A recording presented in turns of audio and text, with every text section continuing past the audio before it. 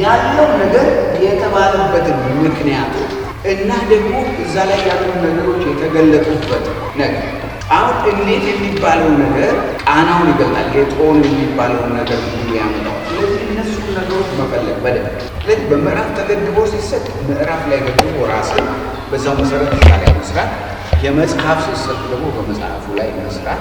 አሁን ምንድነው የሚሆነው?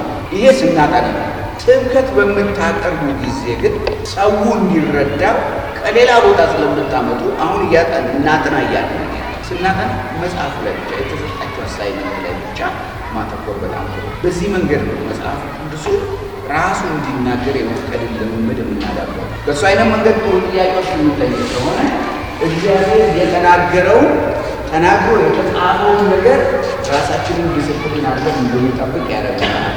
ስለዚህ ጥሩ ጥያቄዎች ደግሞ በሌላ በምን ነገር ላይ ይመሰረታሉ። እሱም ደግሞ በሚቀጥለው ተረት ስንመለስ እንመለከታለን። ስለዚህ ስናጠና በጣም ራሳችንን እንገድበው፣ ከሌላ ቦታ የማምጣቱ ነገር በልክ እንያዘው። ይህ ሁሉ ሊሆኑ ለእግዚአብሔር ሕዝብ ጥንቅቅ ያለ ሲያነበው የሚያገኘውን ነገር እናቀርብለት ለማለት ሁላችንም ቆመን እናነባዋለን። ስለዚህ እንደዚህ የእግዚአብሔርን ቃል ቆሞ የማንበብን ባህል በጣም ጥሩ ነው። ለእግዚአብሔር ቃል ክብር፣ ከእግዚአብሔር ቃል እንደማንቀንስ እንደማንጨምር፣ ለቃሉ በታማኝነት ራሳችንን የሰጠን መሆናችንን ለማሳየት በጣም ጥሩ መንገድ ነው። ሁለተኛ ጢሞቴዎስ ምዕራፍ 1 ከቁጥር 3 አንስተን እስከ 14 ድረስ በጌታ ስም አነበዋለሁ። እንደዚህ ተጽፏል። ሳላቋርጥ ሌሊትና ቀን በጸሎቴ ስላንተ ሳስብ ቀደምት አባቶች እንዳደረጉት በንጹሕ ሕሊና የማመልከውን እግዚአብሔርን አመሰግናለሁ። እንባህን እያስታወስኩ በደስታ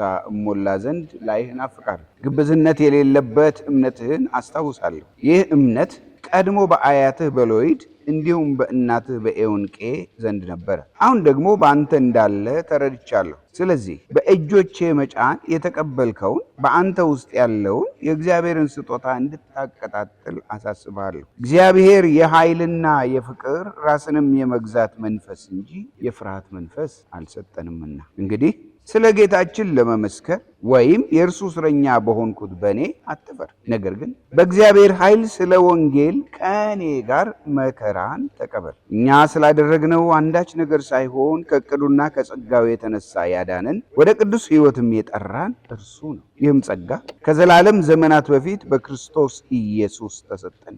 አሁን ግን ሞትን ደምስሶ በወንጌል አማካይነት ሕይወትንና ኢመዋቲነትን ወደ ብርሃን ባወጣው በመድኃኒታችን በክርስቶስ ኢየሱስ መምጣት ተገልጧል። እኔም ለዚህ ወንጌል የምስራች ነጋሪና ሐዋርያ አስተማሪም ሆኜ ተሾምኩ። መከራን የምቀበለውም ለዚሁ ነው። ሆኖም ያመንኩትን እርሱን ስለማውቅ አላፍርበትም። የሰጠሁትንም አደራ እስከዚያች ቀን ድረስ መጠበቅ እንደሚችል ተረድቻለሁ። ከኔ የሰማኸውን በክርስቶስ ኢየሱስ ባለ እምነትና ፍቅር የጤናማ ትምህርት ምሳሌ አድርገህ ያዝ።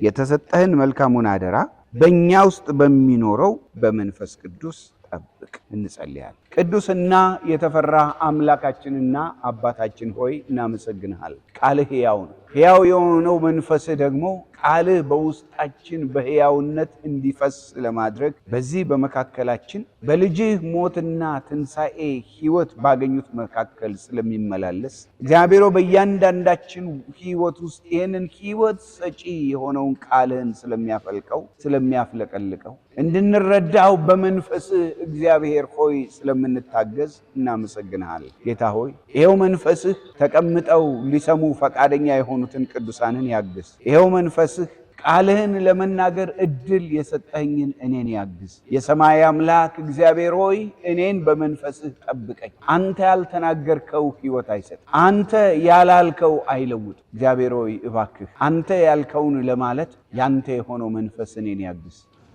ካንተ የሆነውን ለመስማት ያንተ የሆነው መንፈስ ልባቸውን ያዘጋጅ። በዚህ ጉባኤ መካከል ቅዱሱ መንፈስህ በኃይል ይመላለስ፣ በስልጣን ይመላለስ። ኢየሱስን ከፍ ያድርግ። ጌታችንን ይግለጠው። ፈተናዎቻችን ዋናውን ነገር እንዳያስጥሉን፣ የተከበብንባቸው ነገሮች ወይም የትላንትና ስኬቶቻችን ዛሬን እንዳያስረሱን፣ በትላንትና ስኬት ዛሬን እንዳንዘነጋ፣ ዛሬ የጣልነውን ነገር ለማንሳት ቃልህ ሕያው ሆኖ እንዲቀሰቅሰን፣ መንፈስህ በኃይል እንዲሰራ እንዲያነሳሳን፣ ጌታ ሆይ የጣልነውን ለማንሳት ኃይል እንዲሆነን በጌታ በኢየሱስ ክርስቶስ ስም አደራ ሁላችንን ሰጠን። ክብር ሁሉ ላንተ ይሁን።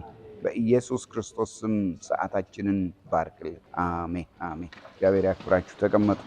በደረሰበት ነገር ተስፋ ቆርጦ አደራ ለሚቀጥለው ትውልድ ከማስተላለፍ የማይቦዝን አባት ማግኘት በጣም መታደል። በአባት ላይ በደረሰው አደጋ ምክንያት ደግሞ መሸማቀቅን አቁሞ ደግሞ እንደገና ተበረታቶ ወደ ተልእኮው ለመመለስ የሚፈቅድ ሊመለስ ፈቃደኛ፣ ሊመከር ፈቃደኛ፣ ሊገሰጽ ፈቃደኛ የሆነ ልጅነትም ደግሞ በጣም መታደል ነው እሱ። ስለዚህ ይህንን ክፍል አባትና ልጅነት እንዲህ ሲሆን ያምራል በሚል ርዕስ እንመለከተዋል። አባትና ልጅነት እንዲህ ሲሆን ያምራል። ይህንን ክፍል በምንመለከትበት ጊዜ የምን አባትና ልጅነት ነው? መጽሐፍ ቅዱሳችን ውስጥ ያለ መልእክት አይደለም ወይ የምትለው ካላችሁ፣ አሁን ያነበብነው ክፍል ከፍ ብሎ ያሉት ሁለት ቁጥሮች ይነግሩናል። በክርስቶስ ኢየሱስ ቃል በተገባው የሕይወት ተስፋ መሰረት በእግዚአብሔር ፈቃድ የክርስቶስ ኢየሱስ ሐዋርያ የሆነ ጳውሎስ ለተወዳጁ ልጄ ለጢሞቴዎስ ይላል። ስለዚህ በጣም ተወዳጅ የሆነው ልጁ ነው። በስጋ እንዳልወለደው እናውቃለን። ከዚህ በፊት ወደ ተጻፈው መጽሐፍ ብንሄድ በእውነት በመንፈስ እውነተኛ ልጄ ለሆነ በእምነት እውነተኛ ልጄ ለሆነ ብሎ እንደሚናገር መረጃ እናገኛለን። ነገር ግን አንድ ነገር ይናገራል። አሁን የምነግርህ ነገር የሚል ነገር በሰላምታ ውስጥ ነው የሚናገረው። በጣም ወደዋለሁ የጳውሎስን አጻጻፍ። ጸጋ፣ ምሕረትና ሰላም፣ እነዚህ የመንፈስ ቅዱስ ስራዎች ናቸው እና በጣም ነው የሚገርመው። የሚያነሳለት ነገር ኃይል አግኝቶ በሰው ሕይወት ውስጥ ተግባራዊ ሊሆን የሚችልበትን የመንፈስ ቅዱስ ጉልበት ገና በሰላምታው ጅማሬ ላይ ለልጁ ሰጥቶ ነው ወደ ምክሩ ከዛ በኋላ ስለ ልጁ ስላለው አስተሳሰብ የሚገባው። ስለዚህ ከፍ ብለን ያነበብነው ነገር በሁለቱ መካከል ያለውን ግንኙነት የመንፈሳዊ አባትና የልጅነታቸውን ሌቭል ሲነግረን፣ ዝቅ ብላችሁ ቁጥር 15 ላይ ግን በምታነሱበት ጊዜ ስትመለከቱ ግን ይሄ የምነግርህ ነገር ግን ሁለት ጎራ አለው። በሁለት ጎራ ይታጀባል። አንደኛው አብሮ የሚቆም ሰው ይኖራል፣ ሌላኛው ግን ደግሞ ገሸሽ የሚያደርግ ሰው ይኖራል ብሎ ነው የሚጀምር። ይሄንን ልጁ መካከል ላይ የሆነ ነገር ተናግሮ ይሄ የምነግርህ ነገር አጃቢ ብቻ አይደለም ያለው ውጥ መደረግም አለበት የሚልበትን ምክንያት መካከል ላይ እንደሚያነሳው በደንብ እንመለከታለን። ነገሩን በጣም የበለጠ ከባድ የሚያደርገው ደግሞ እስር ቤት ያለ መንፈሳዊ አባት ከእስር ቤት ውጪ ለተቀመጠ መንፈሳዊ ልጅ ነው አሁን ያነበብነውን ነገር የሚናገረው። ይገርማል። በጣም ጥሩም የሆነው ውጪ ያለው በሰላም አየር ውስጥ ያለው አይዞ በርታ አባቴ አትፈርበት አይዞ ምናምን ብሎ ቢያበረታታው ጥሩ ነበር። ነገር ግን እስር ቤት ያለው ሰውዬ ደጅ ያለውን ሰውዬ ነው የሚያበረታታው። ይገርማል በጣም። እንዲህ አይነት አባት አያሳጣችሁ። እኔ በሆን እንዴት ነበር ምጽፈው ብዬ እንደው የኔን በማጋለጥ ልንገር። እኔ በሆን ኖር ልጄ ይሄ ነገር ይኸውልህ ዘመኔን ሁሉ እንደዚህ ያልኩ ስላልጠቀመኝ ጠንቀቅ በልና ቶሎ ቶሎ ብለህ አምልጥ ነበርም እና የራስህን መንገድ በደንብ ፈልግ። እኔም ብዙ አልጠቀመኝም። ዛሬ በጣም ብዙ አገልጋዮች እንደሚያደርጉት አይነት ማለት ነው። እባክህ ለኔም አላዋጣኝ እና ጳውሎስ ግን አይደለም። እንኳን እኔን አልሆነ ጳውሎስ እንኳን እንደኔ አላሰበ። እሱ ግን በጣም በሚገርመው ነገር እኔ ያለፍኩበት ያለው ነገር አያሳፍርም። ከነጭራሹ እንደውም በቃ ደረትን ነፋ አድርጎ የሚያኮራ ነገር ነው። ምክንያቱም ሌሎቹ በሙሉ ድንበራቸው ሞት ነው። እኔ ግን የምሰብከው ወንጌል መነሻው ሞት ተሸነፈ ብሎ መከራው ብትለው ምናምኑ ብትለው ድንበሩ የመጨረሻ ማድረሻው የመጨረሻ ውጤቱ ሰው ሁሉ የሚፈራው ሞትን። እኔ ግን ራሴን የሰጠሁለት የተሾምኩለት ወንጌል ግን ሲነሳም የሚነሳው ሞት ተሸነፈ ተነሳ ብሎ ነው የሚጀምረው። ከትንሣኤ ነው የሚጀምረው። እኔ ደግሞ ያንኑ በሞት ላይ መፎከርን ለማወጅ ነው የተጠራሁትና አንተም ወደዚህ ትልቅ ስራ ግባ ነው የሚለው። ወገኖቼ በዚህች መንደርደሪያ መሰረት እንደው ወደ ዋናው ነገር እንድንገባ እፈልጋለሁኝ። እቺን መንደርደሪያ ከሰጠኋችሁ ይሄ ያነበብነው ክፍል የተከበበው በዚህ መሆኑን ከነገርኳችሁ ክፍሉ ራሱ በስንት እንደተከፈለ ደግሞ ልንገራችሁና ጳውሎስ እንደው መሰረታዊ የሆኑ ጉዳዮችን እንደው በስንት ጎራዎች ከፍሎ በዚህ ትንሽ ምዕራፍ ውስጥ ስንት ነገር እንዳነሳ 3 ዋነኛ አባት ለልጁ የሚያደርጋቸው 3 መሰረታዊ ነገሮች አሉበት። የመጀመሪያው ከቁጥር 3 እስከ 5 ነው። አስበሃለሁ ነው የሚለው። ያስበዋል። መንፈሳዊ ልጁን ጢሞቴዎስን ያስበዋል። አስበሃለሁ ነው የሚለው። ያስበዋል። የመጀመሪያው ከቁጥር 3 እስከ 5 ያለችው እሱ ነው። ሁለተኛ ከቁጥር 6 እስከ 7 ደግሞ ያሳስበዋል። ማሰብ ብቻ አይደለም፣ ያሳስበዋል። ያስበው ይጸልይለታል። ያሳስበው ደግሞ ያስጠነቅቀዋል፣ ያበረታታዋል። ሶስተኛው ከቁጥር 8 እስከ 14 ያለው ደግሞ ያነሳሳዋል። እንግዲህ እንዴት ነው የሚያስበው? እንዴት ነው የሚያሳስበው? እንዴት ነው የሚያነሳሳው የሚለውን ማብራሪያ ውስጥ ገብተን እንመለከተዋል። ከቁጥር 3 እስከ 5 ጳውሎስ መጸለይ በምጸልይበት ጊዜ ሁሉ የአምላኬን ፊት በማይበት ጊዜ ሁሉ፣ ምክንያቱም እሱን የሚገልጠው በየትኛው ነው? ሳላቋርጥ ይላል።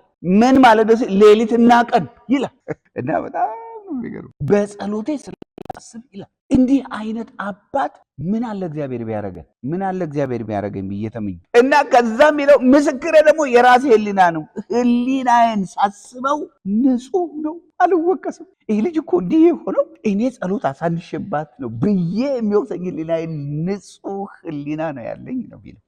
ሲያስበው ግን በጣም የሚገርመው ነገር እሱም ባሰበ ቁጥር ግን የዚህ ልጅ አጀማመር እኮ የሚገርም ነው ብሎ ነው የሚያስብ። ገራሚ ነው አነሳስህን ሳስብ በማስብህ ጊዜ የማስበው እንደዚህ ነው። በአንተ ውስጥ እምነት አለ።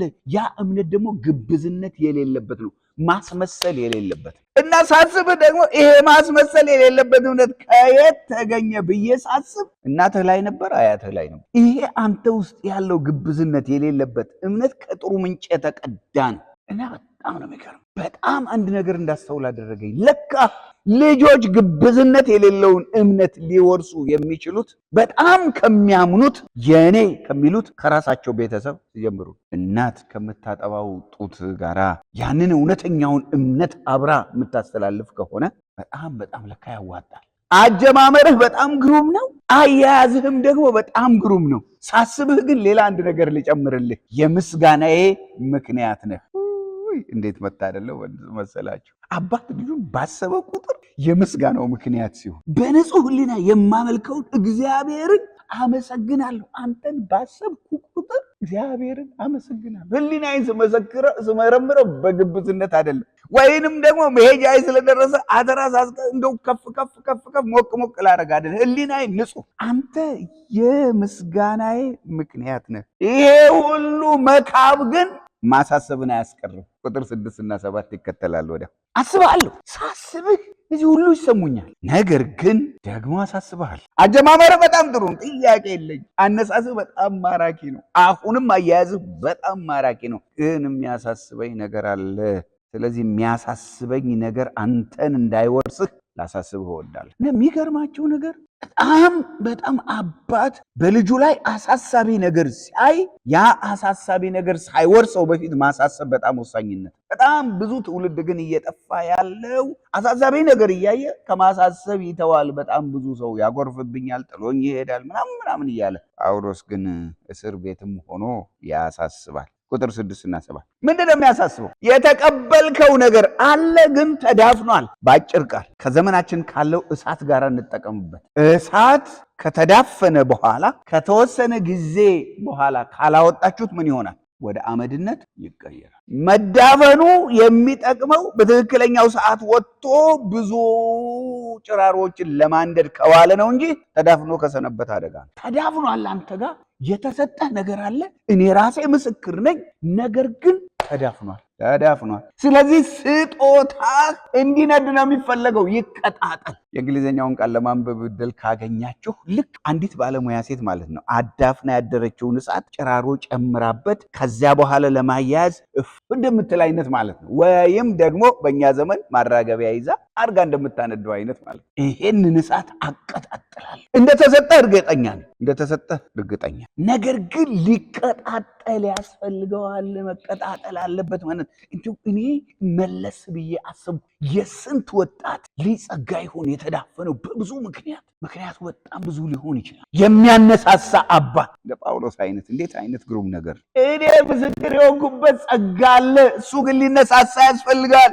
አመድ አልብሶታል። በጣም ምዕራፍ የአንደኛውን መልእክት ካነበባችሁ ታገኛላችሁ። ምን አስባለው ግራና አንተም ብሎ ኧረ እባክህ በልክ አድርገው፣ እኛንም ድሮ እንዲህ አድርጎን ነበር፣ እንዲሁ በጣም ሩጫ አታብዛ የሚሉ አሉ። እዛኛው አንደኛው መልእክት ላይ ታገኟታላችሁ። ይንደድ አውጣው ነው የሚል መውጣት አለብህ። ከሁሉ በላይ ግን በጣም የሚገርመው ያልተሰጠህ ነገር ነው አሁን አንተ ላይ እየታየ ያለው። የተሰጠህ ተዳፍኗል። ማነጻጸሪያውን በደንብ ተመልከቱት። አባት ሲመክር በእውነት እንዴት አይነት ልብ የሚያሞቅ ነገር ነው። የተሰጠህ ተዳፍኗል፣ ያልተሰጠህ ግን እየተገለጠ ነው። ምክንያቱም እግዚአብሔር የሰጠን የምን መንፈስ ነው የሚለው? የኃይልና የፍቅር ራስን የመግዛት መንፈስ እንጂ የፍርሃት አልሰጠን። ስለዚህ እነዚህ ሁሉ ነገሮች ተዳፍነው አንተ ጋር ግን የትኛው ነው እየተገለጠ ያለው? ፍርሃቱ አይመጥም። ተው። ስለዚህ እያለ ያለው ምንድነው? ያለህበት ሁኔታ አስጊ ነው። አስጊ ተዳፍኖ ከቀጠለ የተዳፈነ ነገር መጥፋቱ ተሰጠህ። የተሰጠህ እንዲቀጣጠል ብዙዎችን እንዲያነድ ነው እንጂ እንዲቆም አይደለም። አንተ ሰውዬ ወቅቱን አትረዳም ወይ? እንኳን አንድዶት ቀብሮትም እንኳን እኮ መከራ እያየ ነው፣ አበሳ ነው። እንዴት ነው እንዲህ ለልጅ አታስቡም ወይ ስትሉ ከቁጥር 8 እስከ 14 ከነጭራሹ እንዲያውም አይደለም ከኔ ጋር እንዲያውም መከራ እንድትቀበል ያስፈልጋል። አሁን አንድ ነገር እያነሳን አምናሃል። አስተማማኝ መሰረት ነው የእምነትህ፣ ደግሞም ጥሩ አቋም ላይ ነህ ያለኸው። ነገር ግን እዚህ ላይ አያበቃም። የሰማነው ወንጌል ደስ እያለን መከራ የምንቀበልበት ነው። በጣም የሚገርመው እንግዲህ ይላል። እንግዲህ ከተባለ ከላይ ካነሳው ጋር ይያያዛል። ስለ ጌታችን ለመመስከር ወይም የእርሱ እስረኛ በሆንኩት በእኔ አትፈር። ልብ በሉ እስኪ። አንድን ነገር ካፈራችሁበት ስለሱ ምስክር ሆናችሁ ትቆማላችሁ? አልቆም። እኔ አልቆም። እሱ ነው እያለ ያለ። አትፈር። ያፈርክበትን ነገር ምስክር ሆነ አትቆምለት። ስለ ጌታችን ለመመስከር ወይም ደግሞ ጌታን በመመስከር እስር ቤት ውስጥ ስለገባሁት ስለኔ ስታስብ እፍረት የሚሰማ ከሆነ ስለ ሁለታችንም ልትናገር አትፈር። ግን አትፈር ለማስጠንቀቅ ነው ለማነሳሳት ነው አሁን እየተጠቀመበት ያለው። እሱን እንመልከት። ልብ በሉ የጳውሎስ ማሳሰቢያ ለሚቀጥለው ነገር ለማነሳሳት ነው እንጂ በቃ ዋጋ የለም። በዚህ ክፉ ጊዜ ትከዳናል፣ በዚህ ክፉ ጊዜ አብረን መቆም ያቅታል ለማለት አይደለም። ለማነሳሳት ነው ይህንን ነገር የሚያነሳው። ልጄ ልንገርህ፣ የሁሉ ነገር ድንበራቸው ምንድን ነው? ሞት ነው። ቅድም እንዳልኳቸው ሌሎቹ ነገሮች በሙሉ ወደ ሞት ነው የሚያደርሱ። ነገር ግን የእኛ ወንጌል ግን መነሻው ሞትን ድል አደረገ ብሎ ነው የሚጀምረው። መነሻው እሱ።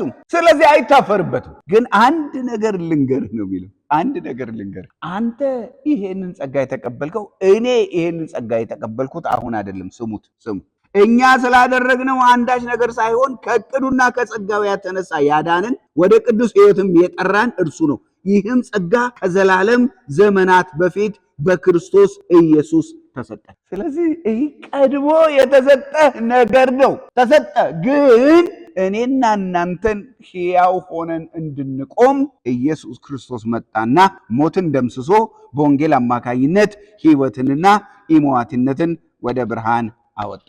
ሃሌሉያ፣ ስሙ የተባረከ ይሁን። ስለዚህ ሞት ለሚያስፈራራቸው ሁሉ እኛ ምስክር ነው። በጣም የሚገርም እነሱን ያስፈራራቸውን ሞት ኢየሱስ አሸንፎታል ብለን ነው። ስለዚህ በሞት ሊያስፈራሩን አይችሉም። እኔም የተጠራሁት ለሱ ነው፣ የምናገረውም እሱን። ልጅ አላፍርበትም፣ እኔ አላፍርበት። ስለዚህ እኔ አባትህ ካላፈርኩበት አንተ ልጄ እንድታፍርበት ገባ አይገባም። ስለዚህ ያችን አትፈር የምትለውን ነገር ለማን ያነሳው? ሊያነሳሳ። የያዝነው ወንጌል ስለ ሕይወት ነው። የያዝነው ወንጌል ለሙታን ሕይወት ስለሚሰጠው ስለ ኢየሱስ ክርስቶስ ነው።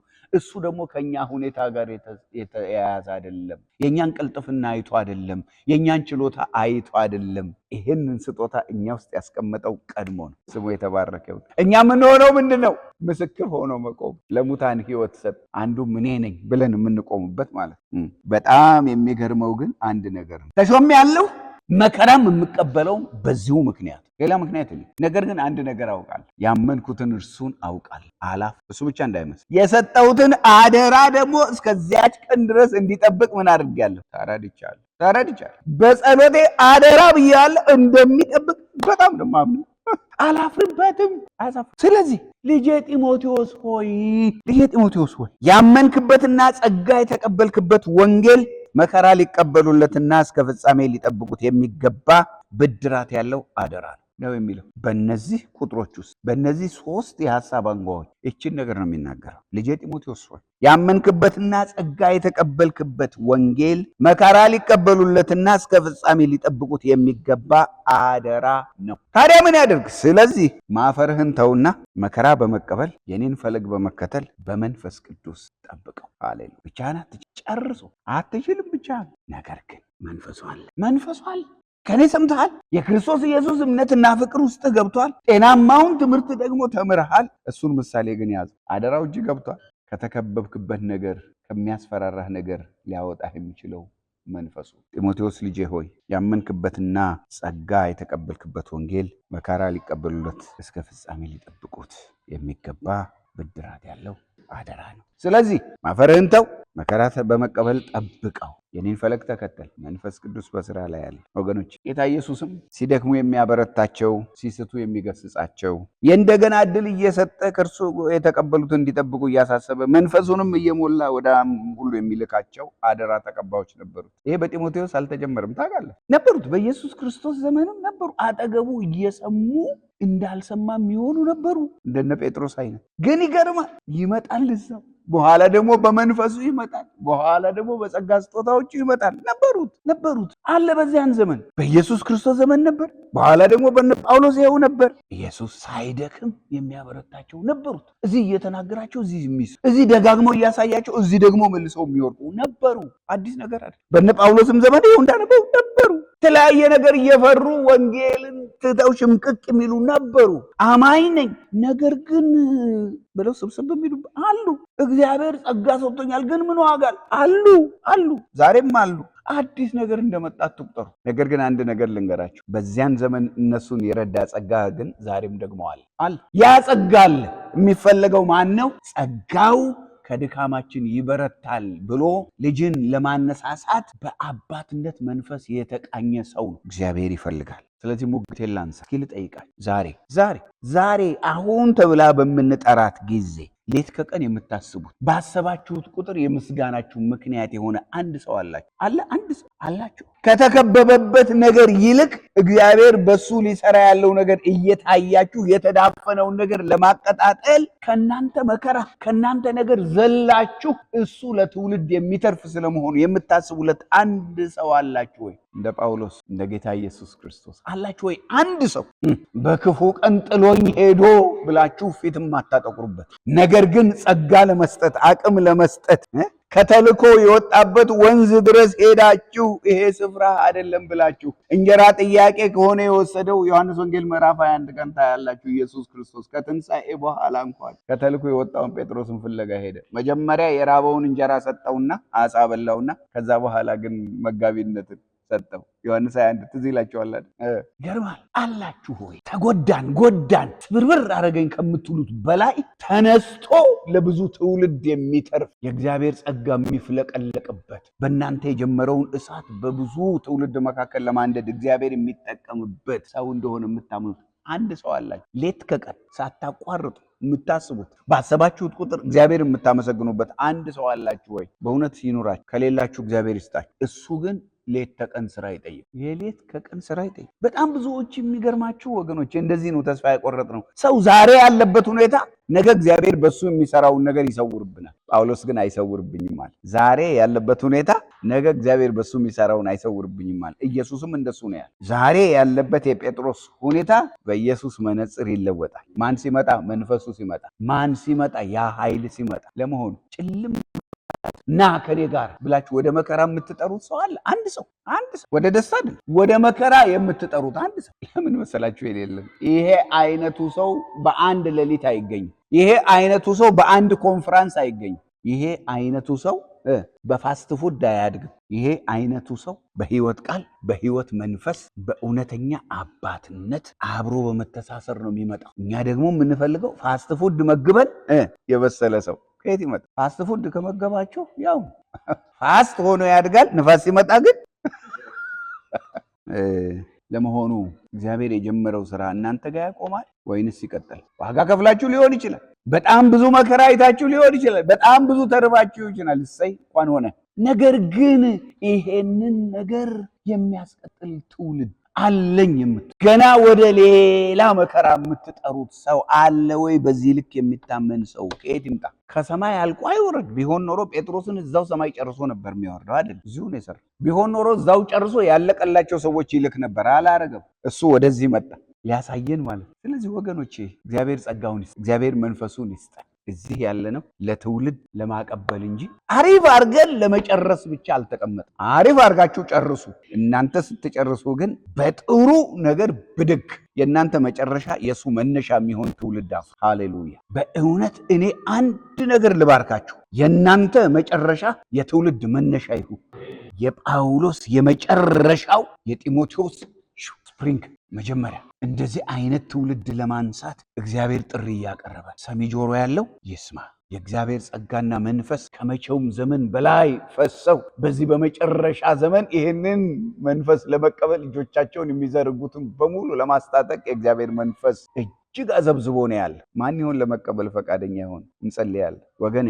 ሃሌሉያ ሃሌሉያ ሃሌሉያ ሃሌሉያ ሃሌሉያ ሃሌሉያ ሃሌሉያ። አባት ሆይ ጸጋ ስጠን በሉ። አሁን ጸጋ ስጠን በሉ። የክብር መንፈስ፣ የኃይል መንፈስ፣ የክብር መንፈስ፣ የኃይል መንፈስ ብዙዎችን በየጓዳው እስረኛ ያደረገውን ነገር ዳተኝነትን የሚሰባብር የእግዚአብሔር የኃይል መንፈስ ይገለጥ። የክብር መንፈስ ይገለጥ ይገለጥ። አባትነትን ከቤተ ክርስቲያን የነጠቀውን መንፈስ ሰብሮ ነገር ግን አባትነትን በቤተ ክርስቲያን ውስጥ ሊገል በጳውሎስ ውስጥ ይፈስ የነበረውን ነገር ወደ አባቶች ልብ ውስጥ ሊያፈስ ዛሬ እየፈሰሰ ያለው ያ የክብር መንፈስ ይነሳልን። ያ የክብር መንፈስ ይነሳልን። ያ የኃይል መንፈስ ይነሳልን። ይነሳልን ይነሳልን ይነሳልን ይነሳልን ይነሳልን። ያ የክብር መንፈስ ይነሳልን። ያ የኃይል መንፈስ ይነሳልን። ያ የጽድቅና የቅድስና መንፈስ ይነሳልን። ያ የሞገስ መንፈስ ይነሳልን ይነሳልን። ያ ስለ ትውልድ የመቃተት መንፈስ ይነሳልን። ያ ስለ አንድ ሰው የማማጥ መንፈስ ጌታዬና መድኃኒቴ ሆይ መንፈስህ ይሄንን ጉባኤ ይቀስቅስ። ኃይልህ ይሄንን ጉባኤ ይቀስቅስ። ጌትነትህ ይሄንን ጉባኤ ይቀስቅስ።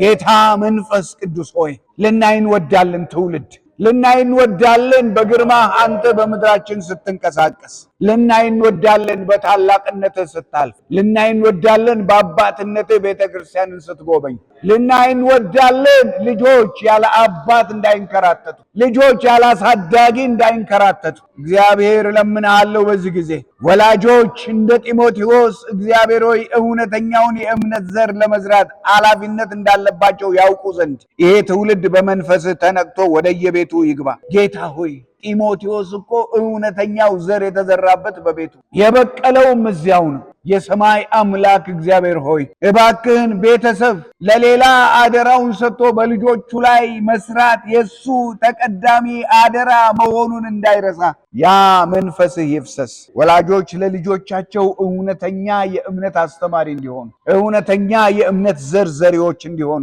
እውነተኛ አሳዳጊዎች እንዲሆኑ ጌታ ኢየሱስ ቤተ ክርስቲያን እግዚአብሔር የዘላለም አምላክ ከብዙ ድካሞቻቸው ይልቅ አንተ በእነሱ የምትሰራው ነገን አይታ በወጣቶች ላይ የምትሰራ እንድትሆን፣ የምታነሳሳ እንድትሆን፣ የምታቀጣጥል እንድትሆን፣ የምታሳስብ እንድትሆን የሰማይ አምላክ እግዚአብሔር የምታስብም እንድትሆን የአባትነት መንፈስ በቤትህ ላይ ይፍሰስ። አባት ሲመክረው የሚሰማ የልጅነት መንፈስ በቤቱ ውስጥ ይፍሰስ።